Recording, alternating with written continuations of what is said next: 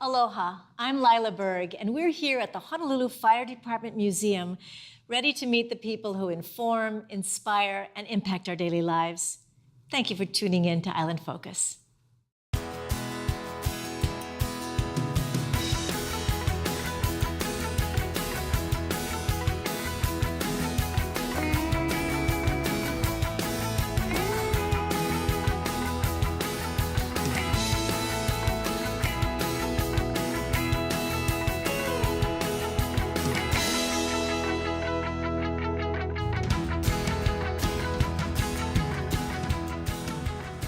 So this particular area, as part of the fire station, is important.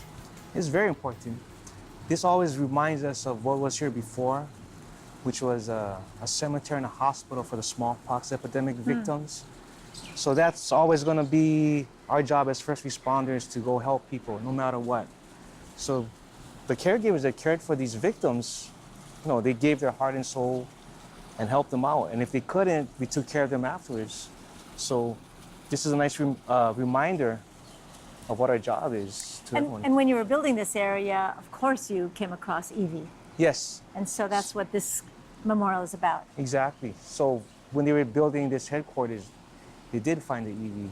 And we found some bones that could be identified and some that couldn't be. And the ones that couldn't be identified were laid to rest back there. Yeah. Well, and as we stroll in this particular area, there's something else that's important to you here.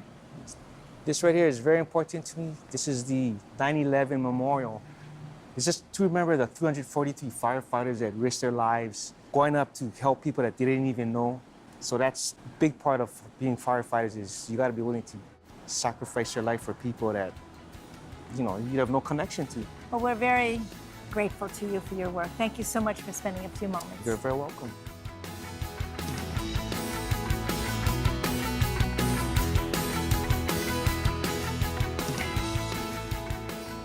Mahalo for tuning in to Island Focus and joining me in meeting Chief Manuel Neves of the Honolulu Fire Department. Glad you're with us. And so happy that you're with us as well. Thank you for the invitation. Here we are in your museum, which we'll learn about a little bit later. What's new in the fire department? Well, one of the most exciting things that we have is we have a new method of recruiting for new firefighters. We've been working with the Honolulu Community College. They have a fire science program there. And for the last 5 years, we got them to change their curriculum to parallel the requirements that are needed to become a firefighter in the Honolulu Fire Department. So now young individuals, women and men, can attend college at the Honolulu Community College, attain the certifications that are necessary, the minimum certifications to be a firefighter, and we'll have a special recruitment for them. So we're very excited about that we have individuals that are committed to this profession, like any other profession that requires you to have some educational background before you become an accountant or a doctor or a nurse. So in the fire service, we're trying to do the same thing. I had no idea that there was a fire science, firefighter science. And Yes. What kind of subjects are included in that, or content? When I graduated from the fire science program, after I had my bachelor's degree, I went back when I became a firefighter. So those that become firefighters can also go back to school and learn a little bit more about the fire science program. And what is taught there is about the nature of fire, how fire spreads, what causes fires, also how do you extinguish or mitigate fires and other emergencies. So they're taught a whole gamut of different subject matters. But the program that is brand new, you come out as a nationally certified firefighter 1, a firefighter 2. You have a certification for hazardous material awareness and hazardous material operations. And the most important is you come out as a National Registry Emergency Medical Technician, or an EMT. So this is what is required in our recruit school. So now these folks will come with those certs, and our recruit school will be cut in half. So about 4 months of recruit training, and then you'll be right in the fire stations. So someone who wants to become a firefighter, it would give them a leg up if they went to Honolulu Community College? Absolutely, because it's going to be a separate recruitment. We're going to continue with the recruitment that we have in the last 168 years, but now we're going to try to bring folks that have the background already, have the certifications, and that will allow us to turn over and fill our vacancies a lot quicker. What do you find is the most challenging as well as the most satisfying in your role as chief? What makes a perfect firefighter, if there is any perfect firefighter? I've been in 40 years and I'm still trying to be the perfect firefighter, but I'm struggling with that. But I think it's, the old axiom of mind, body, and spirit. You have to have a strong mind. You have to be intelligent enough that you're able to grasp these concepts. Because we teach people of hazardous materials, you have to take 1 week of intense chemistry, hydraulics, how does the properties of water work when you have to pump from a fire truck to the top of a building, and the emergency medical component of treating folks out in the field. So you have to be able to get this concept down, and so you have to have the intelligence for that. Secondly is your body. It's not only big, strong firefighters, but being fit. We need people who have endurance. We have cardio people that have strength, being able to just be a well-rounded folks and taking care of your bodies, because your body will allow you to do the job that's necessary. And the spirit, you have to have externally, you have to be a kind person, because you are dealing with folks in the worst time of their life. Most people don't call 911 ever in their whole lives. But when they do, it's a total emergency, the worst day that they could encounter. And you are first responders. Right, so we would be the first on scene, and you have to have that kind spirit that you can deal with these folks in their worst moment. But internally, the other thing is, how do you, as a person, because we are persons as well, how do you deal with the trauma that you see or the devastation of someone's property being destroyed? So we have programs that we have set up for our firefighters called the peer support program. So we try to help them in that sense. And I see a big difference from when I started 40 years ago. Back then it was, just man up or suck it up or just deal with it. But now we try to address the spirit of our firefighters and the soul as well. Well, with all humility, I want to suggest that you are about as close to perfect in being the leader that you are. And we thank you very much for that and for your commitment. Oh, thank you for saying that. We've had the pleasure of meeting Chief Manuel Neves of the Honolulu Fire Department. Glad you could be with us.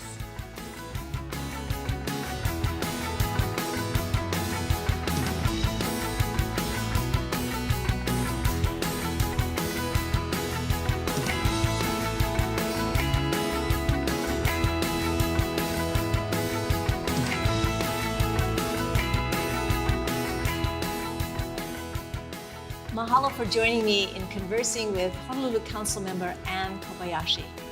Appreciate you being with us. And you as well. It's been a long time since we actually had a conversation. I know. You've been so busy all these years with so many different projects. Well, so have you, and you've done a lot of good stuff in this community. Thank you. Well, I appreciate your acknowledgement, and I'd like you to share with us what's particularly near and dear to your heart right now. Well, right now, I'm in this battle trying to protect Ala Moana Park. For generations, people use that park. It's a people's park. It's for local people to enjoy. There are even Christmas parties and birthday parties. No one wants it glamorized. So what's at stake now? What's being considered that is so egregious to you? Well, the administration hired this company from New York and paid them $1.2 million to do a master plan of the park. So, I told the mayor, if you just walked through the park and talked to all the local people that are there every day, you'd have a master plan for free. Yeah, and what I know to be true about you is that you really appreciate community engagement and conversation. And was there any conversation or community meetings discussing this? Not at the beginning, and finally they started to have community meetings, and there wasn't a single person that wanted Ala Moana Park to be glamorized or have a bike path next to the beach or dog park or whatever. They just want to keep Ala Moana Park a people's park so that local people can go there and enjoy themselves. What strikes you that Ala Moana really offers, besides being a people park? Yeah, well, there's the beach, and there's so much grass, and people can run, and you can picnic. It's just a safe place, and we want to keep it safe. And so that widening of the sidewalk next to the beach should not be done. And there's a little grassy strip right next to the sidewalk. And people sit under those trees, especially disabled people. They can just get out of their car and go right on that little grass strip and enjoy themselves. Please share with us, how have you been able to maintain such a positive spirit after all these years of service and wrestling with topics that are not necessarily in the best interest of our community? Yes, it's just my love of Hawaii, I guess, and the people that live here. And we want to keep it a place of aloha, a place where everyone feels safe and enjoy the beauty of our islands. When you were growing up, were you encouraged to be in this position? Yes, I'm third generation, and my parents, grandparents always taught me to give back to the community and keep this place a good place to live. And now your son is in office as well. Yes, my son is in office, and he's trying to keep Hawaii a good place to live also.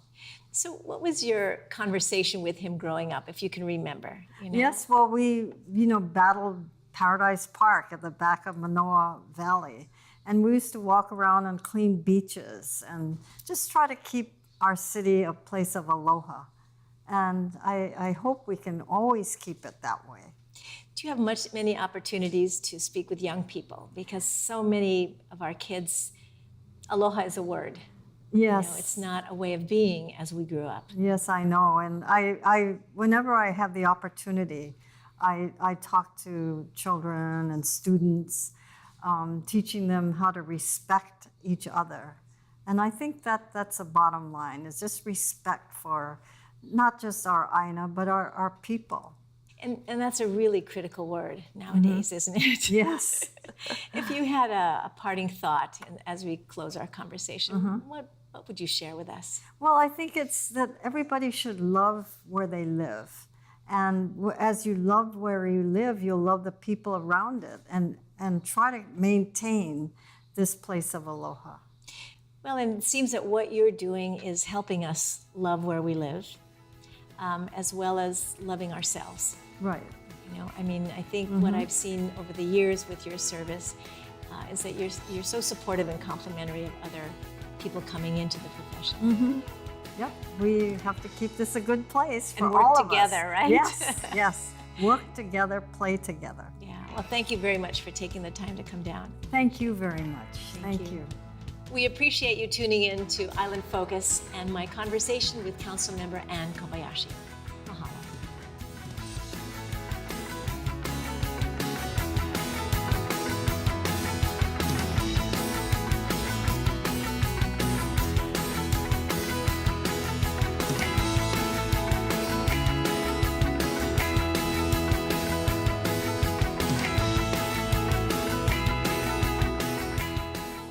Today on Island Focus, you will enjoy meeting Todd Lewis, who is the Chief Operating Officer with the Blood Bank of Hawaii. Glad you could be with us. We've heard so much about the Blood Bank, but perhaps you could give us a little more background on your vision, the mission, and what do you do there? Well, first, our mission at Blood Bank of Hawaii is to provide a safe and adequate blood supply to meet all the hospital and patient needs here in the state of Hawaii. We service all 18 civilian hospitals here in the state system. And what I do there, I'm the Chief Operating Officer. So I oversee the production line from the donor experience all the way to the delivery of the blood to the hospitals. So this is the one repository where blood gets stored, gets received and stored, that services all of Hawaii? So we service all of Hawaii. We're also a supplemental supplier for the Tripler Army Medical Center too. And we serve a private hospital in Guam as well. So that's a lot of blood that might be needed for all the population. Almost 50,000 red cells a year. how do you recruit people? How do you inspire people to come? Because it's kind of scary. It is. It is. That's a great question. It is scary. A lot of people are scared because just when you talk about blood, it's blood. And it's mine. And it's mine, right? Exactly, right? We don't want to see our own blood because it's inside of our body. This is a volunteer donor base. The donors get the opportunity to save lives through the experience of the donation process. Our phlebotomists are well trained. Customer service is always our utmost concern. We have opportunities to have manapuas and malasadas and cookies and snacks and stuff. When you give afterwards. blood, you get a snack? You get a snack afterwards. But it's a volunteer program. It takes the entire state and the community of the state. It's an ohana. And us being there's no one like us here in the state. We don't have any competition for blood donation. So we are all one big ohana to come together to save those patients. We all have friends and family and acquaintances that are serviced in these hospitals. And so we're taking care of our own. And so in the recruitment, the outreach, we have businesses all over the islands. We have a lot of schools. We have a very, very strong high school program. In fact, about 13% of our blood donations comes from our 16, 17, and 18-year-old kids. Wow. So it's pretty interesting. And so that's a lot of our outreach. And what do you think is the attitude or why the generosity from that generation? This generation coming up, we're going from the millennials to the Zs now that are into Generation Z that's going into the high school age. They're more aware of wanting to give back. It's also a social aspect for that. They do things in big groups too. So even the size of our high school drives have gotten bigger, more participants of the student population. We have employees that their focus, we have a program manager that's built a really nice, robust program around the high school program, as well as the college program. And so we've done a good job of educating from elementary. We have elementary programs, draw the blood on the 16, 17-year-olds, get them into college and draw them. And now the fun part is trying to keep them engaged when they go out into the community and for their careers and things like that. Well, and I imagine it's a little challenging also to explain that if I give a pint of blood or a pint of blood every year, which is many pints, that I'm not compromising myself. Right. It's actually healthy to donate blood. And so we're a volunteer donor base. In the process, you go through what we would call a mini physical, a screening. So blood pressure, we check hemoglobin, pulse, temperature, those kind of things. Blood type. Blood type. We do need to know the blood type for matching the patients.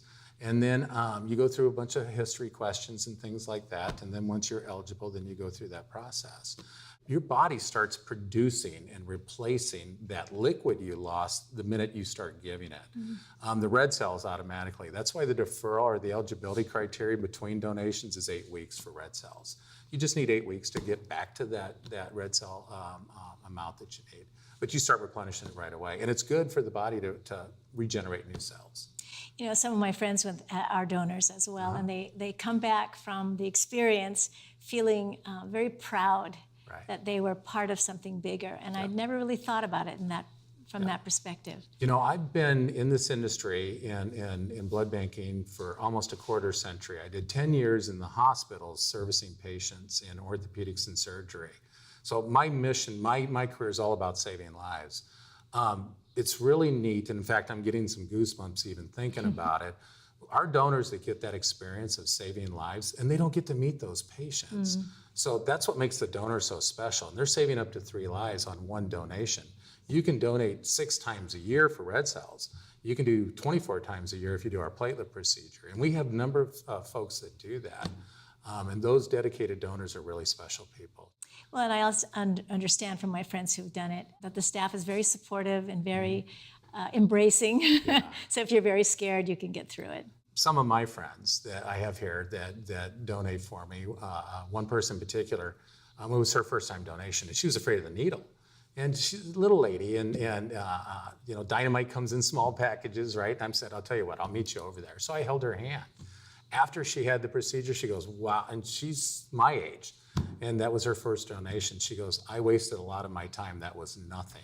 She had built it up into her, that fear and that anxiety, and she realized it's just a little pinch. Well, thank you so much for sharing a few minutes and giving us an inspiration to go out and donate blood. Thank you so much for having us. Thank you. And thank you for tuning into Island Focus and listening to my conversation with Todd Lewis, who is the Chief Operating Officer for the Blood Bank of Hawaii. Aloha.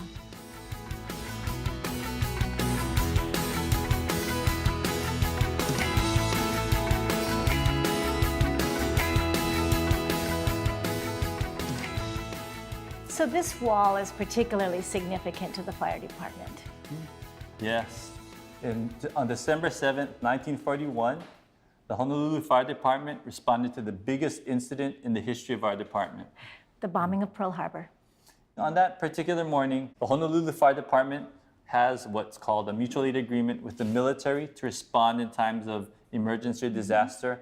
And on that morning, we answered that call. Engine 6, that's the Kalihi Fire Station. Engine 4, the Kuakini Fire Station. And Engine 1, the Central Fire Station, all responded that particular day. And so they went to Hickam. Yes. And what did they find?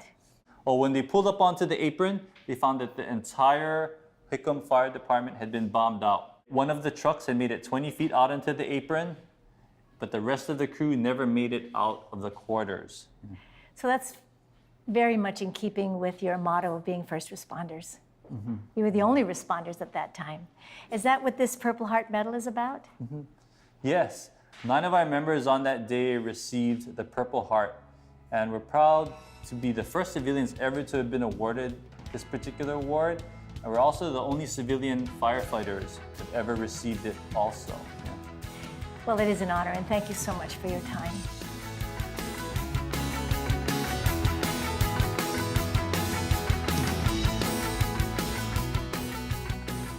Here with us today on Island Focus at the Honolulu Fire Department Museum is Ross Sasamura, who is the Chief Engineer with the City and County of Honolulu Department of Facility Maintenance. Glad to be with us. Thank you for taking the time. Thank you, Lyla. Appreciate being here. So this facility is actually within your responsibility area as well, isn't it? Yes, it is. We're responsible to repair and maintain city facilities as well as city infrastructure. So city facilities could include Honolulu Hale, Kapalama Hale, Kapolei Hale, as well as fire stations, police stations, the Fasi Municipal Building. We take care of the city vehicle fleet, and we also manage all of the streets, sidewalks, drainage systems, and street lights around Oʻahu. So that's a very broad spectrum of responsibilities.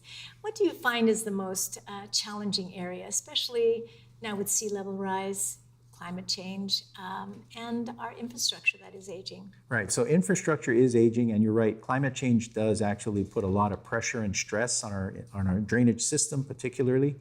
We also have to understand that drainage systems get installed normally when areas are developed. So in places in older Honolulu, like Chinatown or the downtown financial district, the pipes there may not have been sized to really take all of the stormwater that's getting pushed through the system in areas that are heavily developed. Well, and we're in the Kaka'ako area. Right. So I'm sure that's an area of great concern for the city and county as well with regards to more people and movement. Right, it is. And so we also look at things like traffic congestion, areas that are walkable, areas that are bike friendly. So we have a dedicated protected bike lane right outside the museum here that was recently constructed, as we do one along King Street. So that's kind of the precursor to more work that's going to be coming along, and people that live here and come to visit Oʻahu will see more of these protected bike lanes being constructed in the years ahead. Well, and they're very logical, you know, and very good to have a diverse transportation system. But for some of us who grew up here, it's not only inconvenient, it's also confusing. How do you help the public adjust to the changes? Well, one of the things that we do is we try to do a better job of providing wayfinding or signage, means that people can use to navigate the city streets or new infrastructure that was constructed. We also have to understand that as people age, their needs may change, and we can't all drive. And one of the hardest things that I know a lot of your viewers are facing is when kupuna don't want to give up their cars. They've really been so dependent upon them that giving up a car means like you're being a prisoner someplace. And so what we want to do is try to improve walkability, promote means of getting across town or longer distances with mass transit. And of course, if you're able, one of the things that can help with the health of the community is to ride bikes. It's kind of exciting, I think, you know, and judging from our conversation prior to the beginning of this program, you love what you do. I do. I enjoy it. The work sometimes can be very stressful, can be very overwhelming, but really it comes down to all of the dedicated people that work within our department and other city agencies that keep everything moving in Honolulu. And so how might the community be involved? How might residents be involved to support what the city and county wants to do? Well, within the Department of Facility Maintenance, we have what we call a Malama Oka'aina program. It's a stewardship of the land, and if anybody's interested, they can call 768-3600, and we can provide them with more information. But we're inviting communities, whether it be an individual, a family, or a community group, to take ownership of some area within their neighborhood that they really love and cherish, and feel that they need to do more than what the city can provide for them. And we help them with providing materials or providing services to them. But it's really something that we're asking the community to take a look at, because we need help taking care of their neighborhoods, but they also have a vested interest, and we want to make sure that they're happy about where they live. So for instance, if there's graffiti on the walls of a canal, Right. because I live in East Oahu, Okay. Is that something that the community could reach out to you for help? Absolutely. That's something that we regularly support. We have folks all over the island that are actually doing that now.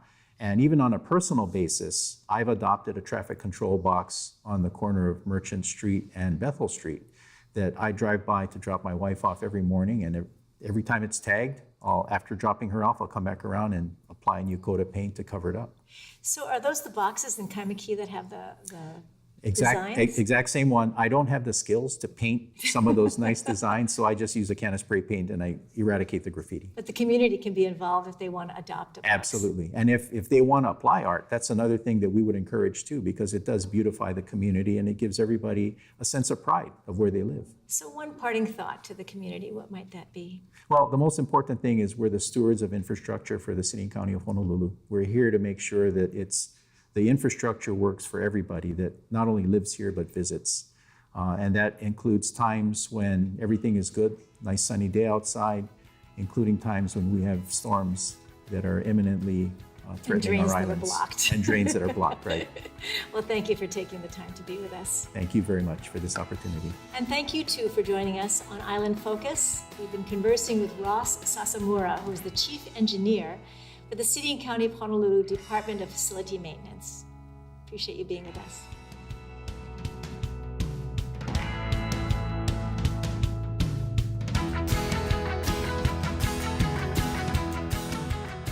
Mahalo to the Honolulu Fire Department Museum for hosting us today, and to you for tuning in to Island Focus. I'm Lyla Berg. Aloha and malama pono. Take care of each other. See you soon.